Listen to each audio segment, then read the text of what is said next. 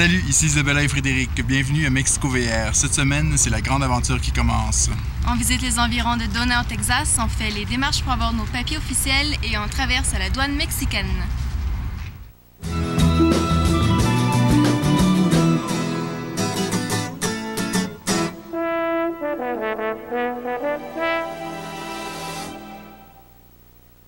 Aujourd'hui, c'est la première fois qu'on rentre au Mexique.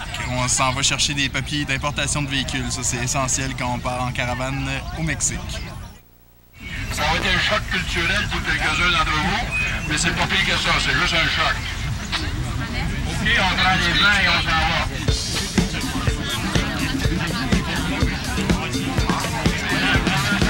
Le droit de passage pour le Mexique ici, quand on traverse à pied, c'est 25 sous.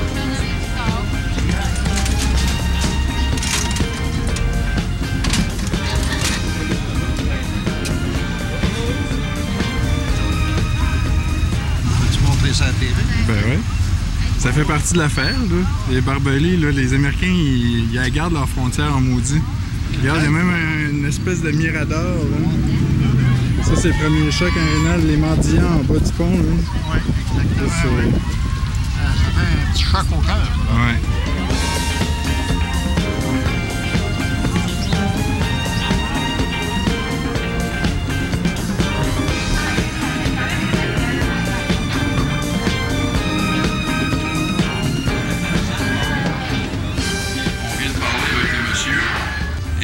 Il semble-t-il qu'il y a juste une copie de visa qui attend les autres après-midi. On sait c'est quoi le Mexique. Il les a peut-être, mais il a vu 80 personnes du chèque japonais qu'elle n'a pas eu. Pour le moment, bien, on vient à la conclusion. Si vous êtes tous d'accord, on va s'amuser de faire journée et on va rentrer à soir au camping. On se sera amusé, mais on va peut-être essayer de revenir un petit peu plus tard dans l'après-midi par deux coupes, quelque chose du genre, pour essayer de voir si on peut faire d'autres visas.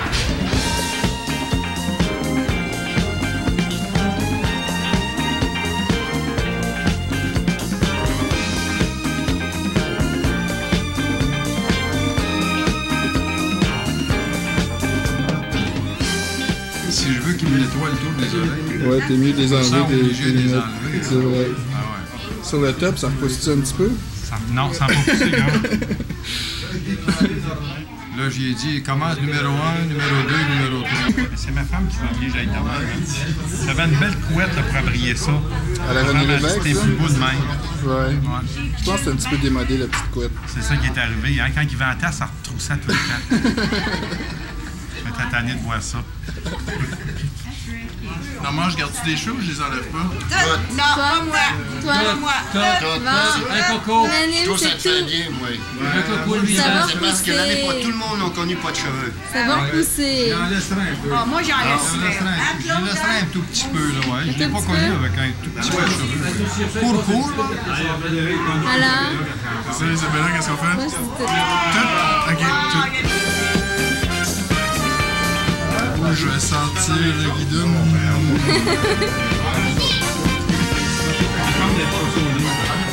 Super. Petit plastique à ta barbe aussi. Filmé là, avec le savon sur la tête. Là.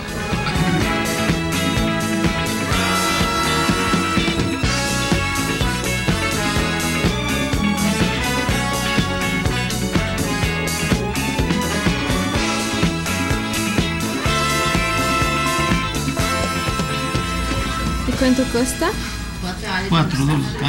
4 e 4. Ok. C'est $4 pour ta tête, puis $4 pour la barbe.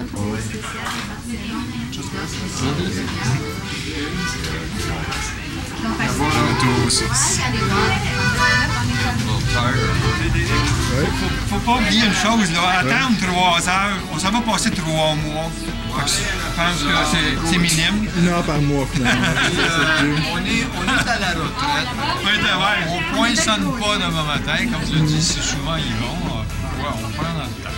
Puis on dit ça a toujours pressé dans la vie. Là maintenant ça presse plus. C'est ça qui est le fun.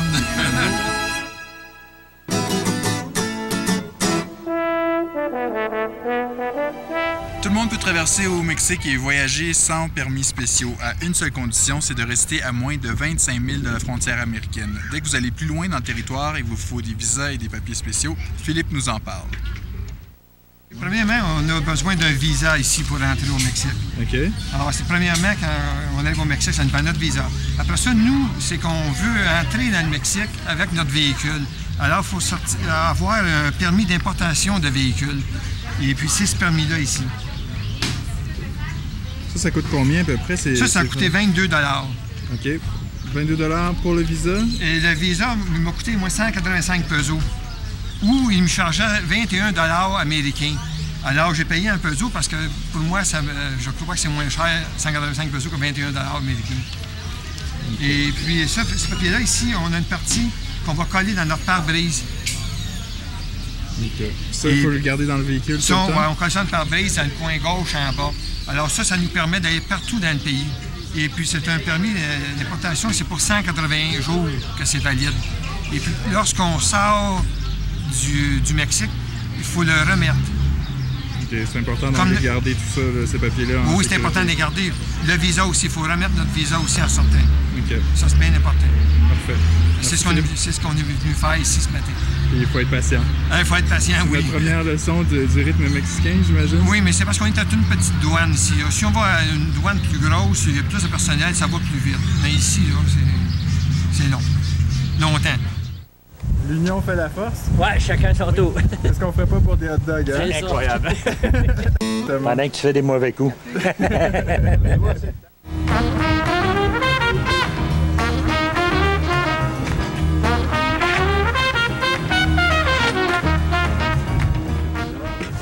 Yvon, c'est toi qui vis le problème avec ta fouille? Eh oui, on est en train de régler ça. On devrait régler ça cet après-midi. Qu'est-ce qui s'est passé? Les soudeurs, le châssis est brisé. Où est-ce que c'est que la transmission, pas la transmission, où est-ce que c'est que la suspension embarque sur le châssis, là, c'est soudé après, là, ça a brisé complètement. Elle va te frapper avec ça, elle. Ah oui, tu penses? Oui, c'est ça que ça peut être à faire. Ah là, il y a du monde à caravane qui t'ont aidé pour... Ah oui, j'ai eu bien... Ça n'avait pas été 2, là. Ça a été mal pris. Je pense que j'aurais été une semaine chez le concessionnaire à faire réparer ça. Là. Ça a été fait en dedans de 24 heures. C'est pas réparé encore, mais ça va l'être bientôt. Puis, comment ça s'est passé pour tous les papiers du Mexique, etc.? C'est de l'ouvrage, mais on est venu à bout de passer au travail. Oui, t'as pas été trop découragé? Non, pas trop. On a fait une couple de voyages. Puis, on s'est repris. Le seul problème que j'ai eu, c'est parce qu'il y avait beaucoup de gens. Et moi, j'étais un des derniers. Je suis passé à 6h15. Ça a été comme du beurre dans la poêle, comme on dit. Ça a été très, très bien. Ah oui. Pas de difficulté du tout. Les voitures étaient aux 2 noms. OK, c'est ça le truc. Alors, il n'y avait pas aucun problème. Alors, moi, j'ai pris le motorisé, Diane après la Saturne. Okay. Et ça a pris 10 minutes et tout était dans le sac. Puis l'attente, ça a pris combien de temps? 3 heures. 3 heures? Elle commençait à 3 heures et à 6h15, je passais. Ça a été long. Ouais, ça, c'est normal. 2 heures, 2 heures et demie. Ouais, c'est bon. Il y en a qui ont entendu plus que ça, je pense. Hein? J'ai sorti ma patience mexicaine. OK. Alors, j'étais pas pressé. On était un groupe ensemble, on jasait, on avait du plaisir. C'est ça qu'il faut faire, hein, parce qu'il ne faut pas aller trop vite, parce que on va revirer de bord. Oui, exactement. Il faut s'adapter au rythme du pays dans lequel on est. C'est ça qu'il faut faire. Gérard, as-tu des plats à chips, là, chez vous? Oui, moi, si tu les amènes vite, je vais te les remplir. Ah, il faut les amener vite. Ouais, amène-les vite. Pour les papiers d'importation, puis pour aussi le visa, là, ça s'est très, très bien passé. Non, en fin de compte, c'est pas trop compliqué quand tu as tous tes papiers. Ouais, faut pas qu'il en manque. Et toi, comment ça a été avec tes papiers? Pas pire. Oui. Je suis sorti correct. C'était un petit peu compliqué pour ma mobilette, là, mais on s'en est sorti finalement. Good. As-tu une recette spéciale de hot dog, toi? D'abord, il y a de la moutarde, là, puis du pain, puis de la saucisse. Parfait, ça, hein? Hein, tu veux régler mon problème? Hein? Oh, bâtard! Oui, ces affaires-là, là, ouais. C'est bien, ça. Une pour chacun des personnes de caravane. Là, tu t'en vas manger des hot dogs? Ouais, là, toute la gang, on va souper hot dog à soir, là. Ça fait qu'on devrait avoir un petit peu de plaisir, là. On va pleurer un petit peu parce qu'on a des oignons à couper. Ah oui? Ah, ben tiens, je vais vous montrer ça. Tu vas venir couper les oignons? Oui. On va t'attendre! OK, bye-bye! Des bons hot dogs texans. C'est 8, ça fait. Hey, Jay, c'est toi qui vas couper les oignons? Je vais essayer de les faire couper par d'autres. Ah ouais? Tu veux parce pas que tu veux montrer que t'es un gars sensible. C'est ça. Notre avant-dernier souper américain, après ça, on passe au Mexique. Au Mexique, c'est ça. On a eu notre argent, nos pesos l'après-midi. On est prêts. Nous autres, on est prêts à rentrer là, au Mexique. Il reste juste ma roulotte à réparer, puis on est prêts à rentrer au Mexique. On commence à avoir hâte. Ouais, moi aussi. Ouais, des fourmis d'un genre. Ça fait 2 semaines qu'on est ici, nous, là. Ça fait qu'on a hâte de partir. Aller voir d'autres choses, c'est ça. Ouais.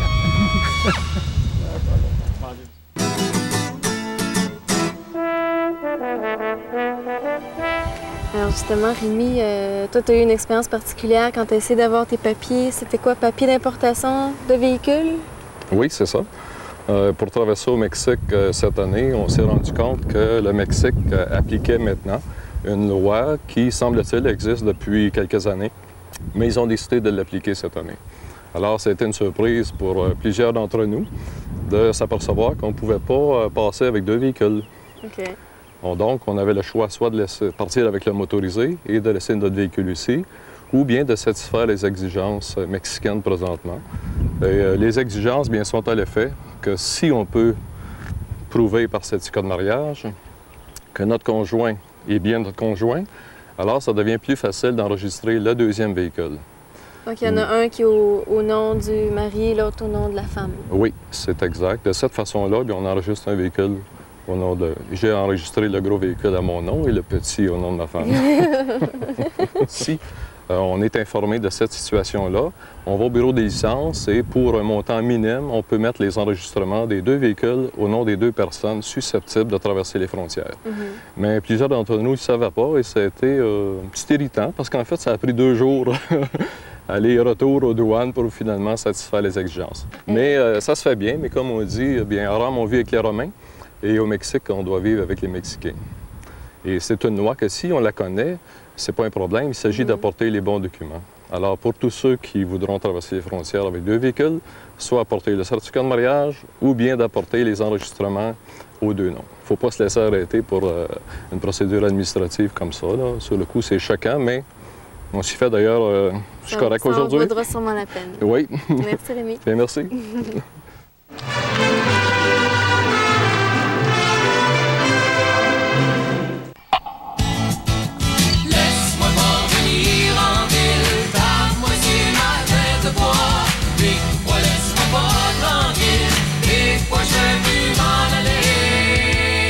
Venez découvrir les 22 parcs nationaux du Québec. Pour vous donner un avant-goût ou réserver votre place, allez sur parcquebec.com.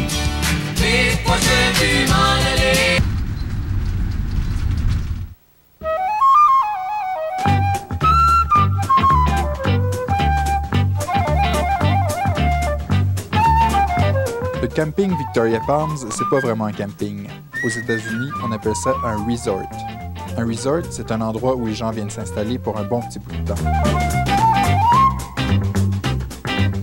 La particularité la plus frappante du Victoria Palms, c'est qu'ici, il n'y a que des retraités. Il faut avoir au moins 55 ans pour venir y habiter. L'emplacement du resort est idéal pour la caravane. En fait, il est très proche de la frontière du Mexique, ce qui facilite les transports pour aller chercher les papiers. Ici, il n'y a pas grand-chose à faire autour, à part magasiner. On est dans une zone plutôt commerciale. Par contre, le dimanche, il y a une attraction qui est très courue, c'est la messe.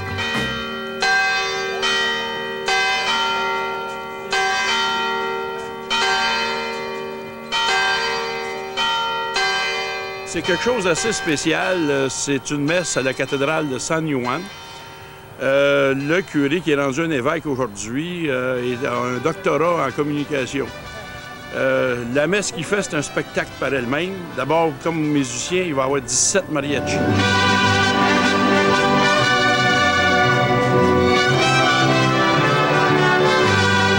Et lui-même, ce curé-là, est un chanteur. Vous allez voir, et je vous laisse la surprise de découvrir ce spectacle, ou en tout cas cette messe qui est très extraordinaire et unique dans tous mes voyages que j'ai faits.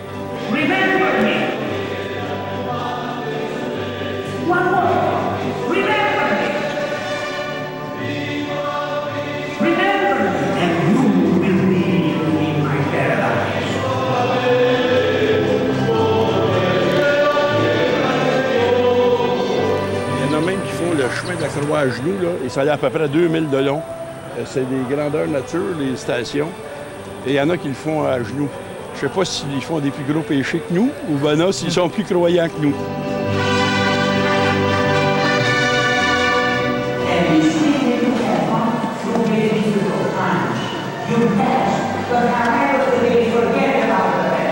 Il est rendu à peu près, mais la messe fait 5 à 10 minutes qu'elle va être partie, là.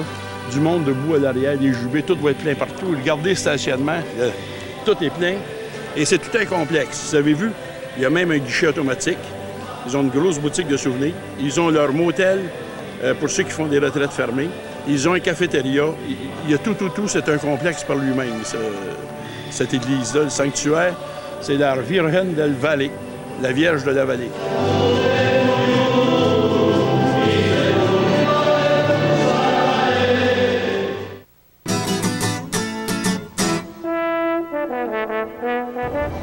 Alors, on est déjà traversé au Mexique avec nos véhicules récréatifs et pour ça, il nous fallait des assurances spécifiques.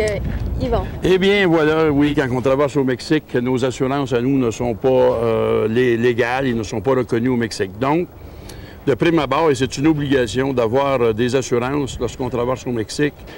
La façon de faire est de les acquérir à la frontière américaine, mais qui longe la frontière mexicaine. Il y a plusieurs agences comme Sanborn avec qui on fait affaire. Il y a Lewis & Lewis en Californie, il y a Passano, il y a plusieurs compagnies qui offrent des assurances. Sauf qu'il faut très bien les magasiner et aussi s'assurer du service qu'ils donnent. Ce qui est très important de vérifier aussi, c'est la responsabilité. C'est pas comme chez nous. Ici, un montant de 50 000 est un montant tout de même élevé pour le Mexique de responsabilité. 100 000, comme nous avons pris, nous nous considérons comme très bien couverts. L'autre chose, il faut aussi s'assurer selon la valeur de notre véhicule. Et le montant d'assurance va avec la valeur du véhicule comme tel. Il ne faut pas oublier que tout ça, ça fonctionne en argent américain. Tout ça fonctionne en argent américain. Nous sommes sur la frontière et on sait que l'argent américain est la devise reconnue à travers le monde. Ce qu'il faut faire attention lorsqu'on prend nos assurances, c'est aussi s'assurer quelle sorte de service ou comment la compagnie peut nous dépanner en cas de sinistre. Nous avons le droit, avec cette compagnie-là, de faire réparer notre véhicule aux États-Unis ou au Canada. Et en plus, on avait une assurance routière, ce qu'on appelle un Emergency Road Service.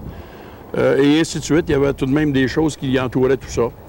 Et c'est obligatoire. Ne pas oublier qu'avoir un accident et ne pas prouver qu'on a les moyens de rembourser la partie adverse au Mexique, vous allez aller en prison. Merci. Merci. On suit la direction sur la route 40 en direction Monterrey. Monterrey, route 40. Ah oui? Oui. Aujourd'hui, c'est le grand départ pour la traversée au Mexique. En ce moment, on sort du camping tranquillement, puis on se dirige vers la ville de Pharr, là où on va traverser à la douane mexicaine.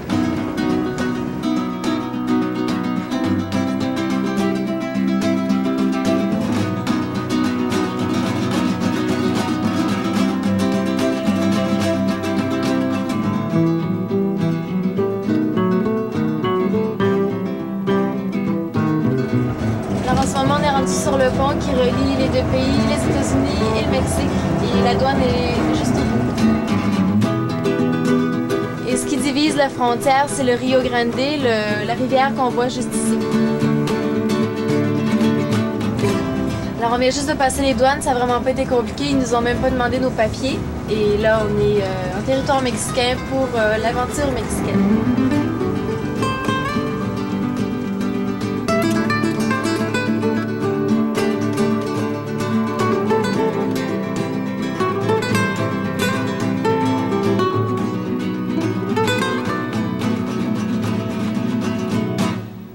Faut pas oublier de mentionner que la caravane est escortée par des policiers et par des anges verts.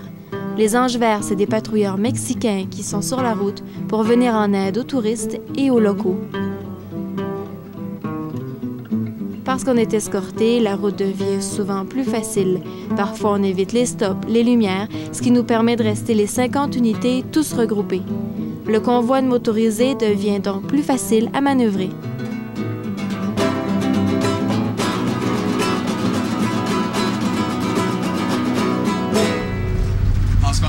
La chaîne de montagnes qui borde la ville de Monterrey. On est à faire sentir. Puis c'est vraiment super beau. Regarde Isabella là en face, le soleil dans les montagnes.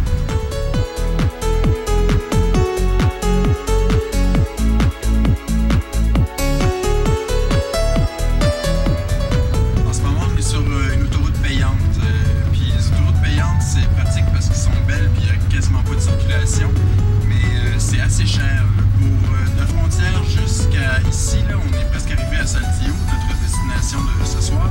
Ça nous a coûté l'équivalent de 65 $ US. Ça, c'est réparti sur à peu près 5 ou 6 postes de payage.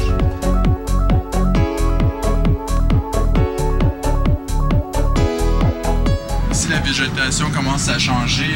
Ce qu'on voit, au fond, c'est des espèces de cactus là, avec des feuilles au bout. C'est des Joshua Trees. Ça, on en voit aussi en Arizona.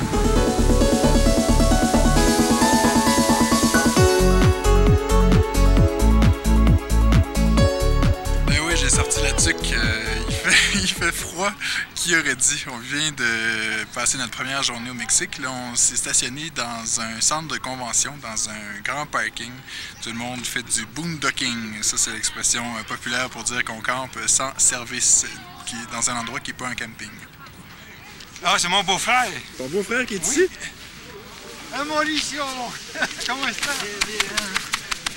Un besito, un besito. Besito, besito, moi. Ça va passer. Je suis un peu mal à l'aise quand on ferme l'autoroute complètement. C'est des travailleurs, tu sais, puis leur minute est comptée. On est des retraités. Puis il me semble que on n'est pas pressé. On n'est pas pressé, ça me rend un petit peu mal à l'aise. C'est la police qui fait ça pour nous, hein, c'est ça? Oui, mais c'est ça. La police a fait ça pour nous, mais tu sais, quand même, c'était un petit peu gênant. Le paysage était formidable là, dans les montagnes. Et puis, ce qui était un peu désagréable, c'est ça me fait penser un peu aux années 50 là, au Québec, tu sais. Ça ressemblait un peu à ça, là, pour les bouteilles garochées dans les champs puis les papiers qui traînent partout.